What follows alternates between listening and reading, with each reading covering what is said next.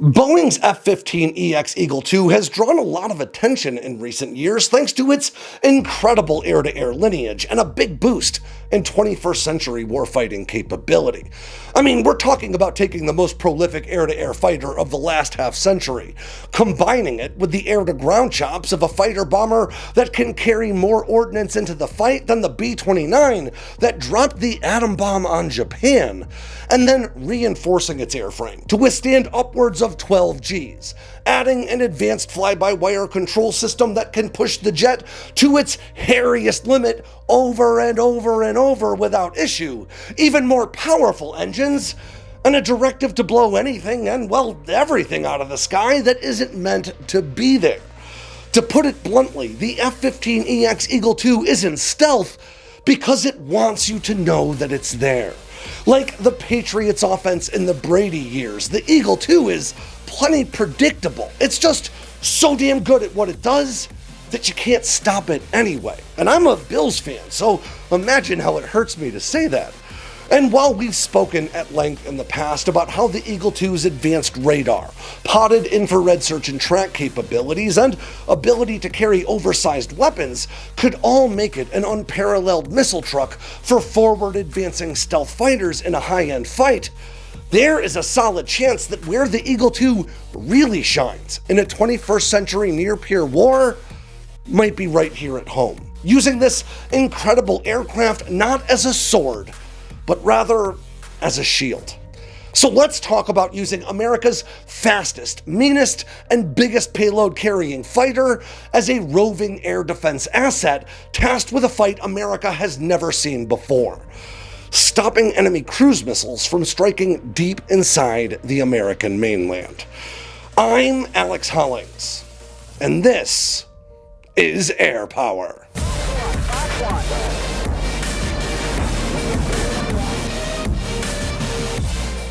About a year and a half ago now, I got the chance to fly out to Colorado Springs to meet with the command elements of both NORAD and US NORTHCOM, or Northern Command.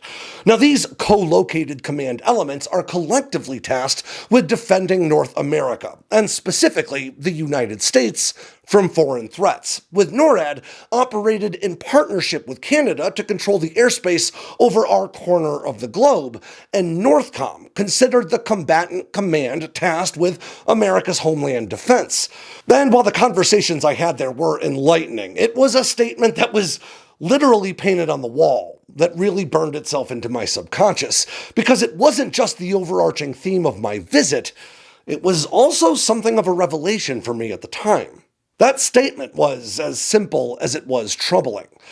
The homeland is no longer a sanctuary. Now, the United States has long benefited from friendly and mostly stable neighbors to the north and south, and vast expanses of open ocean to the east and west.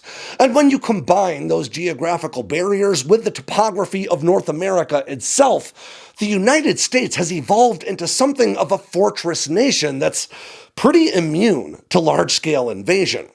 Any nation attempting to land troops, well, really anywhere in the Americas, would just see their navies turned into a shooting gallery for the US Navy and Air Force, who would quickly turn such an assault into a little more than a competition over kill counts. If any enemy troops did make landfall in North America, logistical support would be all but impossible, and they wouldn't just be contending with nearly 1 million American active duty troops stationed on the mainland, or even nearly another million more reservists. They'd also be contending with the most heavily armed civilian population on the planet. With roughly 1.2 firearms in circulation for every one American citizen, invaders would face a rifle barrel behind every blade of grass. As hell rained down upon them from high above, reinforcements were being sunk 1,000 miles offshore, and mountainous terrain stood between them and the rest of the country.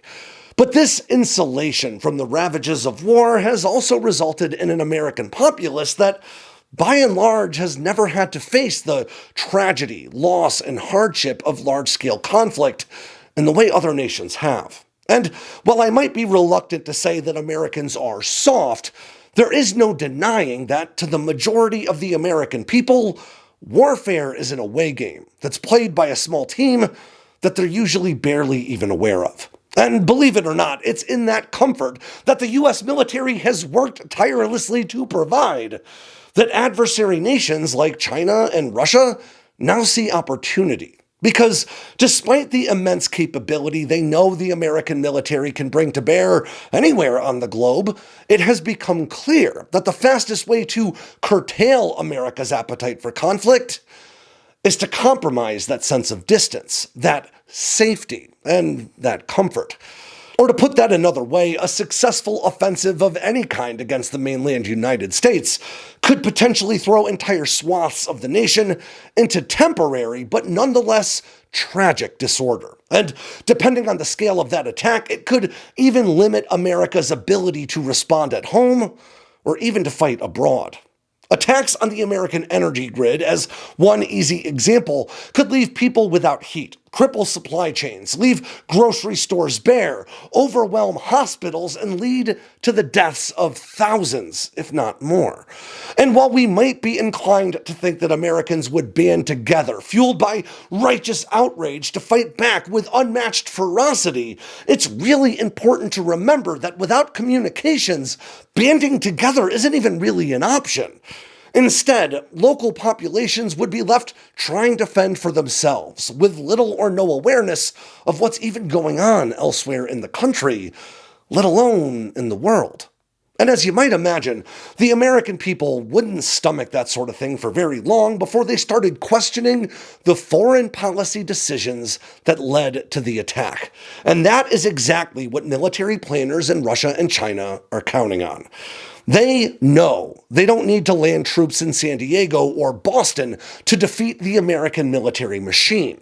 All they need to do is make the cost at home so high that Americans start to yearn for peace even more than they yearn for victory.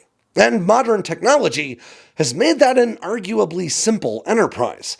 While there is some variety in the types of weapons that could realistically be employed in a surprise attack against the US, certainly including cyber attacks, the most potent kinetic threat may come in the form of cruise missiles launched by submarines just off the coast, or even from within hidden shipping containers pre-positioned in ports all around the country. Now, Russian submarines launching Caliber cruise missiles could potentially strike targets more than 1,500 miles inland. That's about 2,500 kilometers. And while China is likely to eventually field a similar capability, they already boast a wide variety of containerized missile systems, including the YJ-18 cruise missile capable of striking targets more than 330 miles inland, or around 530 kilometers, while being launched from unassuming-looking shipping containers that arrive by the thousands in American ports each day. There are around 55,000 active merchant ships in the world today, and regardless of the vessel's nation of origin, about 80% of the shipping containers that you'll find on them come from one of just 3 manufacturers in China. The United States has 360 medium to large commercial ports for a total of anywhere between 1,000 and 2,000 cargo ships berthed in those American ports at any given time. Now, these ports, of course, also happen to be located near major highway and rail infrastructure for further shipping, near American military installations, and, of course, population centers, because cities tend to crop up along the coast, especially in places with calm harbors. Now, I'll quote Rick Fisher, a senior fellow at the International Assessment and Strategy Center, who specializes in studying the Chinese military. Quote, "Containerized missiles give China, Russia, and its rogue state partners new options for directly or indirectly attacking the United States and its allies. Shipping container missile launchers can be smuggled through ports or via highway ports of entry and stored for years in climate-controlled buildings within range of U.S. military bases, and taken out when needed for military operations." Now, following the terror attacks of September 11, 2001, the U.S. Air Force kicked off Operation Noble Eagle, which saw round-the-clock air combat patrols of the United States mounted by armed fighter aircraft meant to deter or prevent a similar attack from taking place in the future.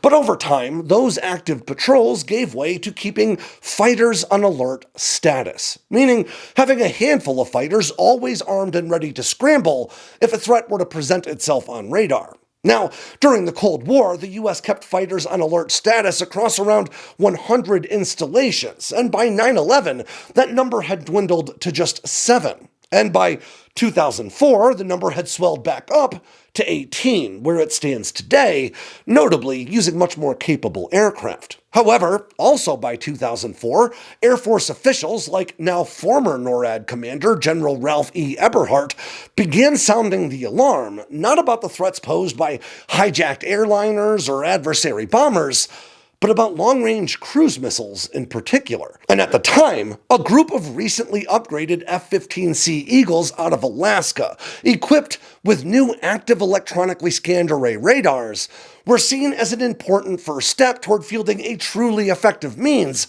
of countering cruise missile threats. And today, that seems like it was a well-placed bet. Now, these cruise missiles, while capable systems, are not generally considered indefensible by any real stretch of the imagination. But defending against airborne threats means having air defense assets within range of them, and that just might not be possible for the United States, no matter how golden its dome ambitions may be. The United States has around 95,471 miles of coastline. That's about 153,000 kilometers. Using layered and integrated air defense assets and launchers to defend this entire area is, well, economically impossible. After all, even multi-billion-dollar air defense systems like the MIM-104 Patriot have their effective ranges measured in hundreds of miles, not thousands. And of course, the need for these big-ticket systems tends to be most pressing for forward-deployed units that are operating under the constant risk of airborne attack. That's all to say that regardless of what air defense systems are ultimately fielded as a part of the Golden Dome effort, it's pretty much financially infeasible to blanket the entire nation in a robust air defense net. And that is exactly where the F-15EX Eagle II could be so valuable in a homeland defense role, effectively using these fighters as roving air defense systems capable of bringing down dozens of cruise missiles or long-range kamikaze drones in just a single sortie, while policing large patches of airspace. Now, to be clear, any modern American fighter could be tasked with hunting down and engaging enemy cruise missiles destined for targets inside the American homeland. But I would argue that the F-15EX is the best suited among them for the job. In fact, according to the Director of Operational Testing and Evaluation, cruise missile defense is actually among the Eagle II's 3 primary jobs, with the other 2 being offensive counter-air, attacking into enemy airspace, and defensive counter-air, defending your own airspace. And what makes the F-15EX so well suited for this job is its unique combination of speed, range, payload, and advanced sensors that you just can't get in the same volume from any other individual fighter in any of Uncle Sam's hangars. Not only does the F-15EX boast the advanced AN/APG-82V1 active electronically scanned array radar that's capable of identifying even very small targets at extended ranges, but it importantly is also meant to carry the network-enabled infrared search and track Legion pod, which can not only detect and track heat signatures produced by the engine of, say, a cruise missile, while differentiating it from the background noise even at low altitudes. It can also better triangulate precise target coordinates by sharing that target data across multiple aircraft. Of course, getting a good target track on a sneaky cruise missile making its way for a power plant or population center is really only good if you have the ordnance to shoot it down. The F-15EX can carry a whopping 12 AIM-9 Sidewinder and AIM-120 AMRAAM air-to-air missiles. Or it could sacrifice 2 of those stations to mount a whopping 6 LAU-131 rocket launchers, each packed with 7 AGR-20 laser or infrared-guided rockets, or mini-missiles of sorts, for an additional 42 air-to-air weapons that are well-suited for engaging drones or cruise missiles. Now combine that incredible sensor suite and armament with a combat radius of 791 miles. That's about 1,270 kilometers, and the highest top speed of any American fighter in service, Mach 2.5 at high altitude, and you have the recipe for what may be the most capable cruise missile hunter this world has ever seen.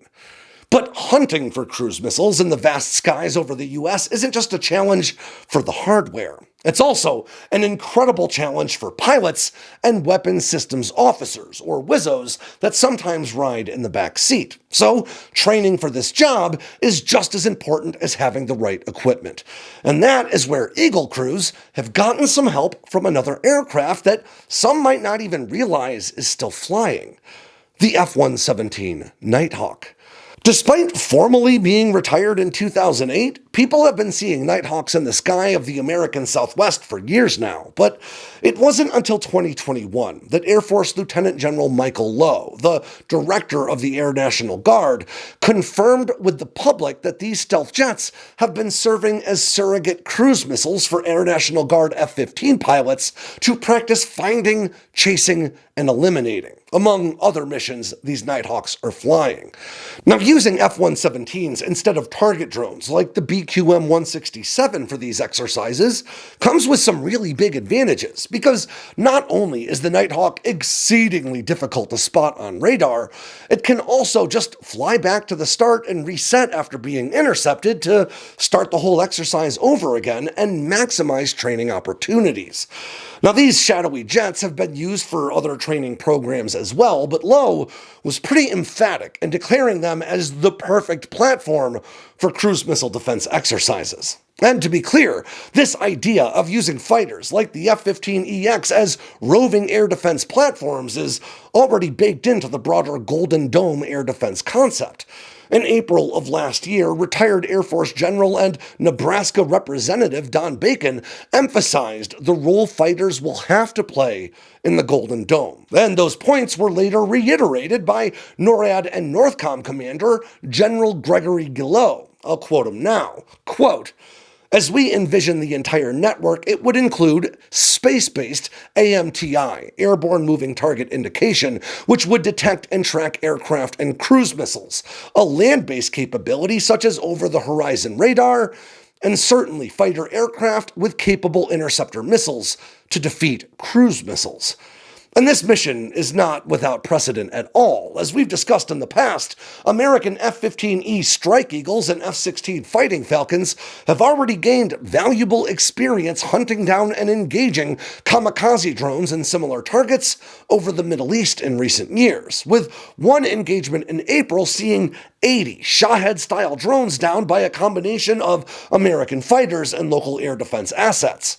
These and similar Navy-led engagements over places like the Red Sea were all part of the push to rapidly field the APKWS-2, or AGR-20, infrared and laser-guided rocket systems to provide American fighters with lower-priced air-to-air weapons that offer much deeper magazines for exactly these kinds of saturation attacks. Now, modern jet-powered cruise missiles do offer different challenges than prop-driven kamikaze drones in some regards. Cruise missiles, after all, usually travel at higher speeds. Most are subsonic, but some even achieve supersonic and eventually hypersonic velocities. And depending on the complexity of the guidance systems, cruise missiles can often follow less predictable and even somewhat evasive flight paths. But both present similar challenges in terms of small radar cross-sections and the ability to fly at low altitudes, where radar may struggle to differentiate them from ground clutter. Currently, the Pentagon has funded the acquisition of at least 98 F-15EXs, with plans already in place to increase that number to 129. Those fighters are expected to operate out of Portland, Oregon, Fresno, California, New Orleans, Louisiana, and Kadena Air Base in Okinawa, Japan. And as of last year, the 127th Wing of the Air National Guard out of Selfridge, Michigan, will also see their retiring A-10 Thunderbolt IIs replaced by F-15EXs, giving these fighters a fifth airstrip to call home.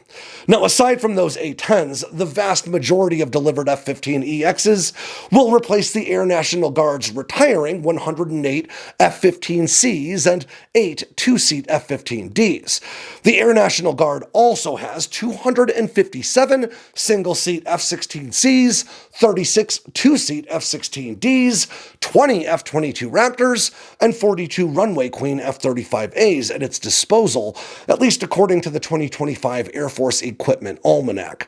Now, today, 16 of the 18 installations tasked with America's Air Sovereignty Alert mission, or the Homeland Defense role, belong to the Air National Guard, with the other two hailing from the Air Force proper. And the F-15EX may be the best suited for hunting cruise missiles of the bunch, but the truth is, each of these fighters bring their own strengths to that sort of fight.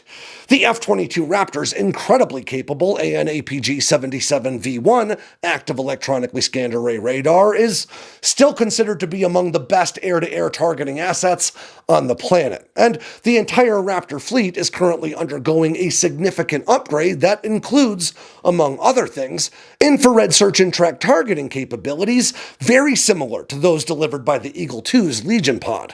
Its ability to supercruise, or fly at supersonic speeds without using its afterburners, could make the Raptor best suited for long-distance sprints than a missile, fuel tank, and pod-laden Eagle II, while the F-35's advanced sensor fusion capabilities could help maintain high degrees of situational awareness for tracking multiple targets and coordinating fourth-generation fighters to mount effective intercepts. And the F-16, while boasting the smallest combat radius of the bunch, comes in greater numbers, and thanks to the addition of the AGR-20 to its potential loadout, can fly with 42 laser or infrared-guided drone or missile-hunting rockets, along with another 4 more traditional air-to-air weapons like the AIM-9X or AIM-120 AMRAAM, and a pair of external fuel tanks. If a near-peer adversary or alliance of nations were to attempt to launch an attack on the mainland United States from submarines and containerized missile launchers, I want to be clear that losses would be an unavoidable reality. But America's best defense against such a threat may not be parking a new Patriot battery on every street corner, but rather having enough armed alert fighters ready to scramble at a moment's notice to mount a necessary intercept. But to be clear, that isn't exactly an inexpensive proposition in itself. According to Air Force budget documents, the Aerospace Control Alert mission costs anywhere from $133 to $142 million per year to fund, which includes personnel, flying hour, and other mission-related operational expenses. Now that equates to spending around $7.4 million per year at each of those 18 alert installations, effectively just to keep a couple of fighters warmed up and ready to go. But in the grand scheme of things, that's exactly what America's defense expenditures are for. Now, air defense, it is very important to emphasize, is never about just one platform or capability. The only effective way to mitigate the laundry list of threats posed by high-flying ballistic missiles, unpredictable hypersonic weapons, wave-top skimming cruise missiles, long-range kamikaze drones, and more is to layer defensive systems and capabilities over one another to maximize your chances of intercept. Fighters are clearly an important part of that mix, but they can't be the only part. So while I am inclined to say that the F-15EX Eagle II might be America's most potent form of air defense in the years ahead, a more accurate answer might be that America's going to need to use the same secret weapon that it always does. Just, big old piles of money. And with that ends yet another edition of Air Power from Sandboxx News. I'm Alex Hollings. Make sure to swing by sandboxnews.com today and every day for all the latest in news, entertainment, and merch from all around the force. If you got anything out of today's video, make sure to click like and subscribe down below, and leave me a comment so I know what I should cover next. And of course, don't forget to tap on that bell icon so you never miss a drop from Sandboxx News.